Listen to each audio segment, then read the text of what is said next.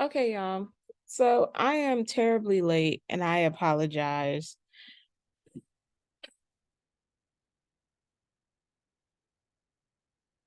Yo, Carlos has these shows, Love and Marriage, whatever. Like I said, I don't like Love and Marriage DC. I think Love and Marriage DC is boring.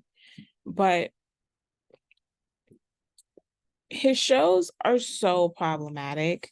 Like my new hat. My new hat is pretty fly. I like it. I like it. No, I wanted to go like this. Anyway, getting into the hat scene. Anyway, okay. Carlos, I think these shows are very triggering to me. Interestingly enough, Love and Marriage Huntsville, the just trash. Just throw all, I like Lou, but the rest of the men, I'm just kind of like, but the irony, and this is gonna be some problematic stuff for me to say. The irony is that I've dated men like the the Marceau and um his brother, the Marceau and Maurice. The Martells and the Martells that I've came across in life, we've never meshed. I don't know why, but me and Kappas have never been able to have like a long-term situation. But um part of it is that they really, I don't want to stereotype, but when the people that I used to deal with, um, even just in dating, like you don't owe me any loyalty at all in dating, for sure. But they move so funny just in us getting to know each other that I was like, well, how can we ever move it to another level when you funny style now? I don't think you're getting the full capture of that. Don't judge my background. My background is all these, my kids, because of the pandemic, I'll just say, look, because of the pandemic, y'all, I have turned my house into school. My mother has turned my house into school. But I also have my Barbie collection is back here. Anyway. And I'm sitting in my husband, I bought him another chair, but he's still holding on to the old one. Anywho, he's gonna come home one day and it's gonna be gone. But whatever the case is, so Love and Marriage DC, but whatever Love and Marriage Huntsville isn't triggering to me.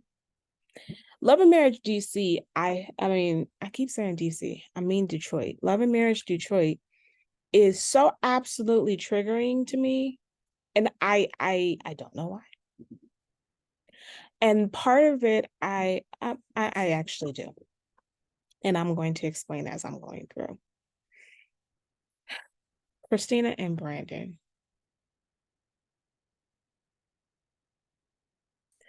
Yo, I don't understand why they had to move from the house to the penthouse. Like that's not explained well. Do you still have the house? I'm not saying that we need to know all your business, but it seems kind of strange that the from episode 1 to episode 2, why do we need to move?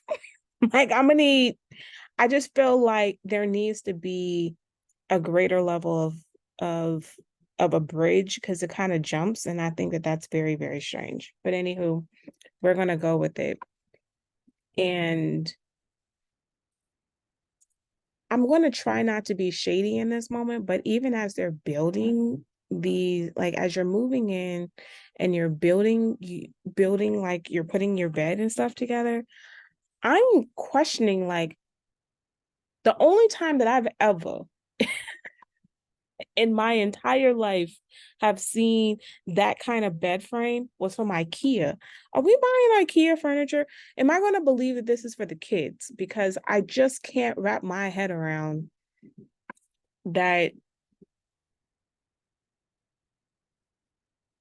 adults are buying. No shade to IKEA. IKEA is cool, but we are really not buying IKEA beds for us as an adult, right? Like, I mean, right? Anywho, she has this whole schedule, and I know I'm jumping ahead, but she has her whole schedule at she says she needs God, and she does her Bible study or whatever, and which I think is great and I need to do more of. Um and I'm assuming, I mean, no, you're not completely stay at home because you do the influencing aspect. Awesome. But here's what I'm trying to figure out. As a mother of two,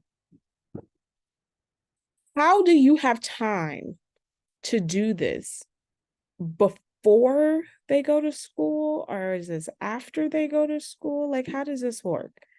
Like, I'm assuming after they go to school, because the first thing I do waking up, I mean, somebody got to take the kids to school, right? Like, I just am struggling with the timeline in this. Anywho, whatever. Okay, so the episode does pick up Christina and Brandon. They do pick up from her being upset. So Brandon's like all upset that he got found out. He's up here trying to defend himself. Like, he's not wrong for not telling her. And that is not that big a deal for not telling her, because it's just the contracts are just pieces of paper. You know, so the irony of this, when he tries to downplay these pieces of paper, is that when he's talking to his friends, nope, take it all the way back. When he's talking in the confessional, he brings to mention how, you know, how he has all this invested into these individuals, right? You have all this time and energy invested into these people, correct?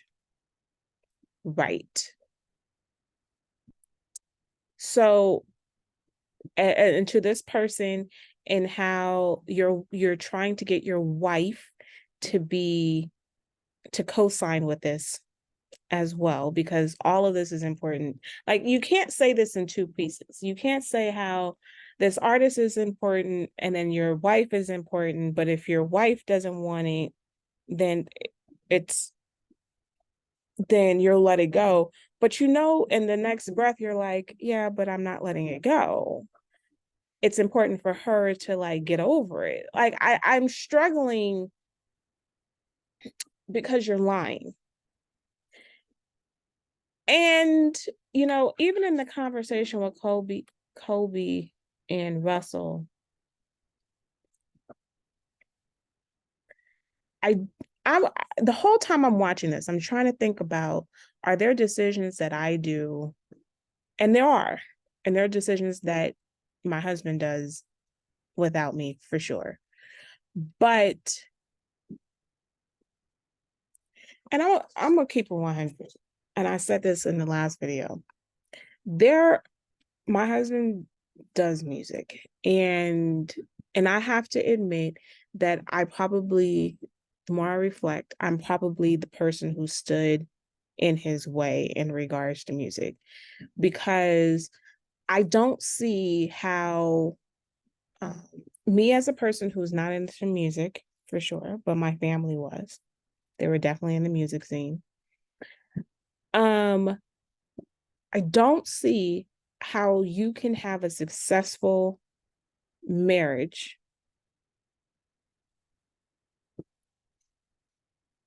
and children if, and this is a big if, unless, you know, in this process, um simultaneously with being respectful to your spouse, because there's so many things that are so disrespectful, like the the staying out till whenever, the coming home whenever, the leaving whenever, the not being 100% there for the kids constantly. So responsibility for the kids come 100% on the wolf on the wife. And if he's not making money from it, then somehow the money is going to have to come from somewhere. And so I know that for me, I was like, after, I mean, I did support a bit of it, and I don't want to get into how disrespectful it was. And I was like, look, like, you are a better man golfing, pursuing golf, than you are a better man pursuing music. And I'm not saying, yeah, I mean, it is what it is. And so I mean, and I don't feel bad making the statement at all. And I actually think that at one point, I think it's okay, and I commend those people who are able to have successful music relationships. And I think it's better to probably do so with somebody who's in the music industry together, and y'all are doing this together. Unfortunately, I have no interest in having a career in the music industry, so there's that. I do think that there is for Christina and Brandon, I think there is a pathway where they could have a relationship building each other together, because she's an influencer, brand management. Like, she really could do this with him together. But Brandon is a liar. And so it's very difficult to do something together with a liar.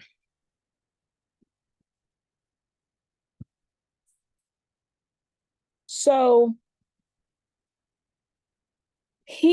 in his heart of heart, Brandon doesn't think that he's wrong in keeping it private that he has a new artist. Now, I personally do not think it's this big of a deal to tell your spouse every single person that you've signed with. That's me. I don't think, but at the same token, I don't think that it has to be such a big secret either. So, like, and it's not the fact that he signed an artist per se, it's the fact that you lied. I mean, sir, you lied. You were at the studio and you lied about this person who you were with. That's the problem. I mean, my husband's putting together an album right now, and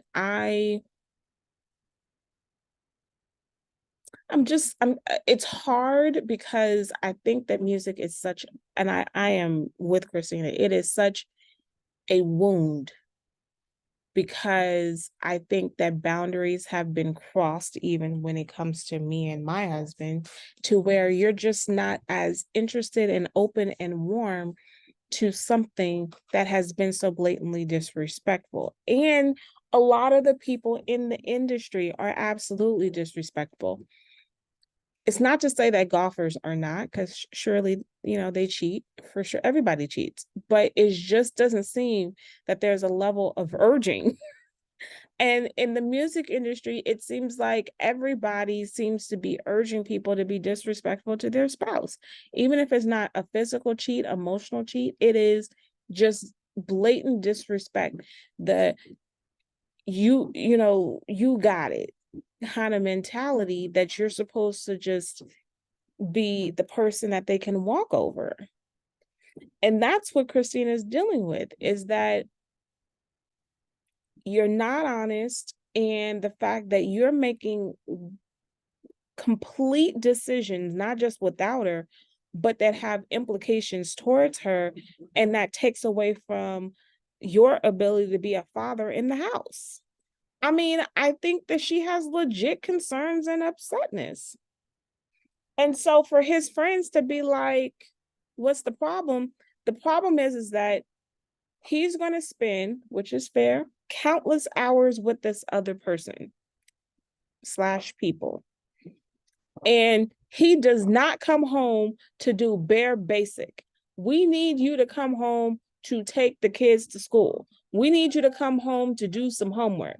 We need you to come home and take the fucking trash out. You know what I mean? Like, these are the things that I can guarantee that Christina has been upset over. Brandon has probably promised he's going to do things, and he is not. Just putting it out there. So Kobe and her husband, well, I might as well just continue with the Christina Brandon thing. Christina moves to the penthouse. Oh yeah, I don't understand the penthouse. Brandon keeps talking about how Kobe said it, and as if he's trying to continue, he's trying to bring isolation, and you are moving away from the issue. The issue is you, but yet somehow you're trying to take this issue back to her, her friend. Her friend is the problem. Sir, you're the liar. You're dishonest. And you're not showing up as a husband. The thing is, don't get married. Have an arrangement. Do something. But don't be trying to pit a fight between her and Kobe and trying to be like, well, Kobe is a mean girl. I'm gonna need you to work on being honest. How about that? I don't like him. I don't like Brandon at all. Anyway, so now we get to Russell, Kobe and Russell. I just love the DUI projects, do it yourself projects. I mean, I really, really would. I mean, I really wish that my husband was more involved in doing stuff like that. Like, I think that would be so awesome. We could have finished the house by now. Anyway, so I'm jealous. I'm being honest. I thought it was really nice. Um, they get into it over this lack of communication. And he really is, both of them are right. Kobe's like, it's Brandon's fault. It is. No, your wife shouldn't be trying to hear about all the stuff that's happening. And Russell is right. Stay out of their marriage. Both of them are legitly correct. So I'm not even upset with that part of it. But I will say that what was triggering is this conversation that he's having about he's going to be an ordained minister. And you're not even going to have a conversation with her about it. You sign up for divinity school, which costs money. You've already put in some paperwork because you're thinking that you're going to transition to be a chaplain in the military. And then you ask her father to be a mentor. So her father has known for a couple of months without telling her. And if she talks to her father, then she explains how she doesn't want this life. She's going to be looked upon as being the woman who's standing in the way of of your husband's calling.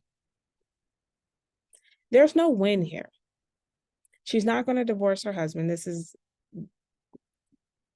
It could be married to divorce. Like, I mean, I could totally see that. This is so triggering to me. There was a guy who I really, really believed that we were going to, like, often we always went out off and on. And at one point I was like, I had to make a decision because I had to make a decision for myself that we could not be friends because I felt like that he knew where I stood with him, where I held him, and he wasn't reciprocating. And since and this became a point of contention, um, I mean, him and I have not seen each other in person since my daughter was like 6 months. Um, yeah, I think 6 months, maybe younger. Um, Off and on, I think back to him and I. Like I could have I could have been more mm, I could have been more communicative where I could have explained to him even back when I was younger, 16, 17, 18, at all of these different inflection points.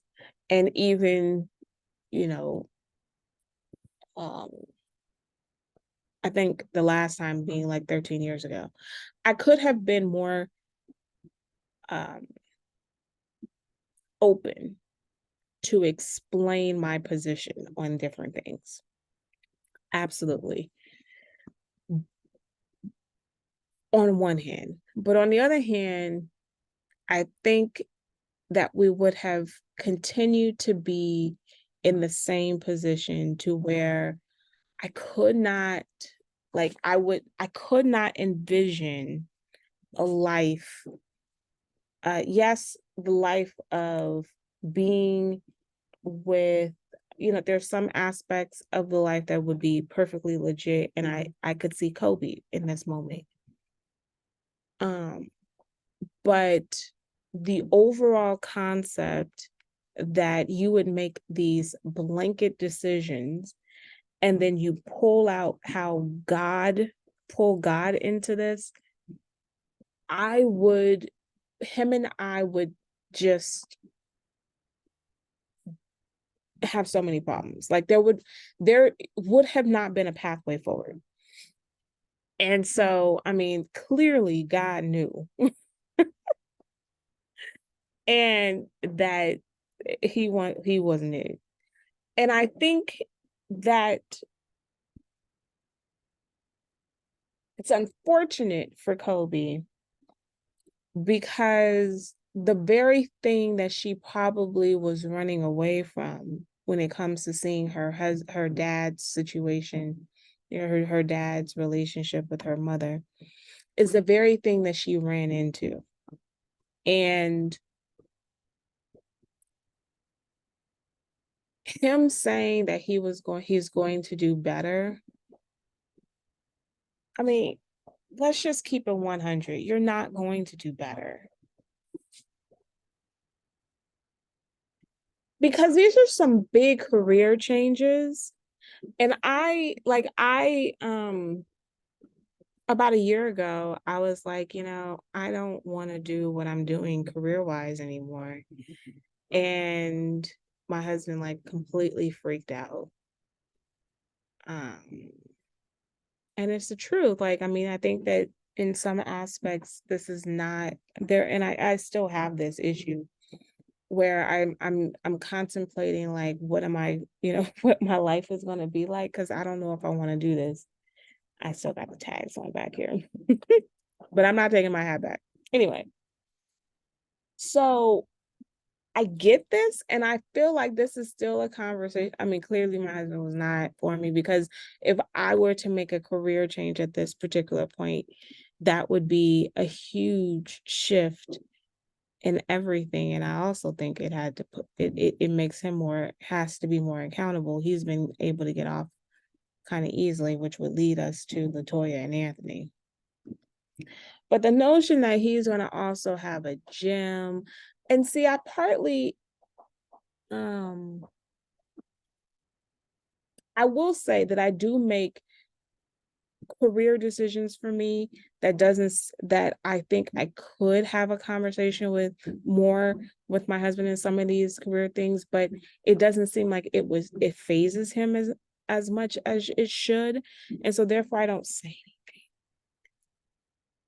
But I do think that if it was a large decision, like I don't know, like ordained minister, that is such a big commitment. And that is not just a commitment that you do, it's a commitment that everyone has to deal with. The kids deal with, the wife deals with. So it's just kind of jacked up that you would make these decisions without her and she doesn't even notice. That seems kind of strange too. Anyway, the boys are at the Bravo Club.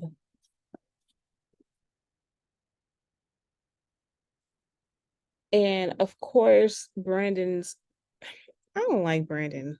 Hey, I mean, I don't like the only one that I can kind of, I hate to say this, Russell is the only one I think I can kind of tolerate, but I don't like Brandon because Brandon gets all the boys end up having to lie for him. I feel Bravo. Bravo's like, you gonna have to keep it one. You gonna have to tell me when I'm supposed to lie or not. Like, how am I supposed to know that we're lying or not? I don't like. I've told you guys this before. I have done the whole lie for my friend bit. I am not good, which is why she never had me lie for her again because I'm like she couldn't explain to me she couldn't explain this to me. And she couldn't explain how he wasn't right. Like she's like, but he doesn't know. No, but you're still wrong. Like, I mean, so her and I couldn't be that for her. But the boys hang out and Brandon's like, oh, I'm not gonna look. I'm not gonna look because my wife is going to say something if I look at the clip. Okay, whatever. So Christina calls him lying again. I'm not at the club. We at you. Do I hear Bravo's voice?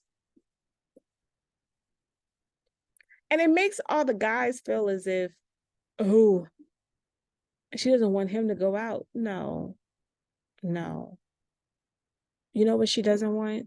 She doesn't want him to no longer come around. She wants him to participate in the raising of the kids and in the family. He's not doing that. Instead, he lies. He lies about where he's going. Because look, if you're going to be lying about where you're going and who you're with, then you 2.2 seconds away from cheating. And I'm gonna be like this: is what's good for the good is good for the gander. Cause like if we gonna be doing this, then we're gonna be doing this together. Okay, I'm gonna be doing my little thing on and lying just as much, especially as soon as the kids get older. Um, he admits that he was telling the artists all his business. He claims that he didn't physically have an affair. Lie. And now he's gonna tell the boys to not tell his business to other people, to the wives or whatever. Okay. So Anthony is the biggest talker. And Anthony, lo and behold, eventually is the one at the wine tasting that says, when we were at the club, oops, my bad. See, here's the thing. When other people's husbands are not lying, it's very difficult for them to keep up the lie. Anthony and LaToya, they're talking. Anthony doesn't think that Kobe is the problem in this. He blames it on Russell for telling Kobe. LaToya's like, no, it's Brandon. Whatever.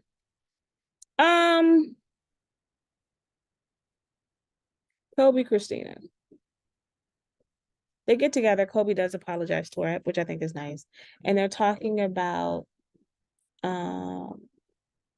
like how Brandon reacts to when she calls, like all of these different things, and how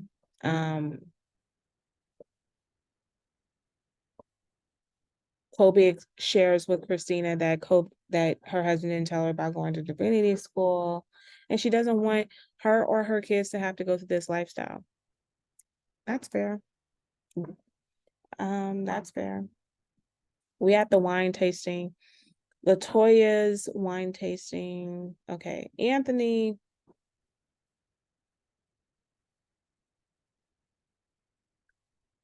like, how wild Brandon was, and this leads to another argument. And then, of course, Christina's, seems there's a thing where they're thinking that it's a little bit of an overreaction when it really isn't. It's the line. It's not him going to the club, it's the line. He does, Anthony does tell Christina's friend, I think it's Christina's friend, yeah, that she's a little girl. Now, see, now we have another trigger. Latoya's sitting there, and I'm wondering, okay, Latoya, next episode, I'm gonna need you to be like, bruh, you're doing too much. Talking about she's sitting at the table with bosses, and because the friend was like, look, why do you care so much about these people's relationship? Legitimate question. I concur. But at the same token, I don't understand why Anthony went rah-rah. And I don't feel like you going rah-rah like that is something that is a good idea. Like I don't think I've ever seen my husband go rah-rah on a woman. He will walk away. But to have him go rah-rah and tell him to stay out, this is my boy for 20 years and yeah, but that's her husband. I just don't get it. So Anthony's reaction to this woman, and poor Bravo sitting over there like, Latoya, you're gonna have to step in. You're gonna have to step in and be like, okay, okay, okay, okay. Let's change the topic. But I love the name Opulence. And I'm believing that she's a sword. She's either a Delta or AK. I can't see her being